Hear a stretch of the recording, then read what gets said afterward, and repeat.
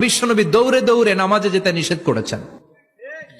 বিশ্বনবী বলেছেন, ইদা উকিমাতিস সালাহ, মনোযোগ দিয়ে শুনেন, ইদা উকিমাতিস সালাতু ফালা তাতুহা তাসআউন ওয়া আতুহা তামশুন আলাইকুম বিসাকিনা ফামা আদরাকতুম ফাসাল্লু ওয়া মা ফাতাকুম ফাতিম্মু। যখন নামাজ শুরু হয়ে যায় দৌড়ে দৌড়ে যাবে না, তামশুন হেঁটে হেঁটে যাও, আলাইকুম বিসাকিনা ধীরে ধীরে যাও, ফামা আদরাকতুম ফাসাল্লু ইমাম সাহেবের সাথে যে যত রাকাত পাবা পড়বা, ওয়া মা ফাতাকুম ফাতিম্মু যেটা ছুটে যায় নিজে নিজে পড়ো, কবুল করে নিবে কে?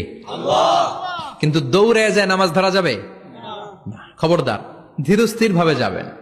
হাঁটার মধ্যে একটা গুরুত্ব দিয়ে তাড়াতাড়ি ধরতে চাবেন, কিন্তু দৌড়ে যাওয়া যাবে নিষেধ করেছেন। অনেক মুসল্লিরা এটা করে। ধরেন মাগরিবের নামাজ, অজুখানাতে মুসল্লিরা অজু করতেছে, ইমাম সাহেব নামাজ শুরু করেছেন, আল কারিআতু মাল কারিআ ওমা আদরাকা মাল কারিআ, মুখস্থ আছে না সবার? মুসল্লি মনে করতেছে অজু হয়েছে আমার অর্ধেক, এখন যদি তাড়াতাড়ি অজু না করে দৌড় না দেই রাকাত পাওয়া যাবে?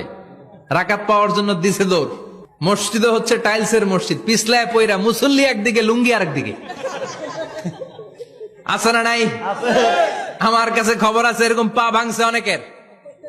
রাকাত ধরার জন্য মুসল্লি তাড়াহুড়ো করে দিছে দৌড়, মুসল্লি একদিকে লুঙ্গি, ঠ্যাং ভাঙ্গা শেষ, এখন ল্যাংড়া। বিশ্বনবীর কথা মানে নাই, ওটারে ল্যাংড়া বানাইছে কে?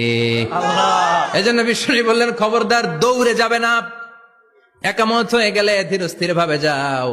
কেননা দৌড়ে দৌড়ে আপনি কার দরবারে যাবেন? উনি তো সব রাজার বড় রাজা, মহারাজা। মহারাজার দরবারে তাড়াহুড়ো করা যায় নাকি? না।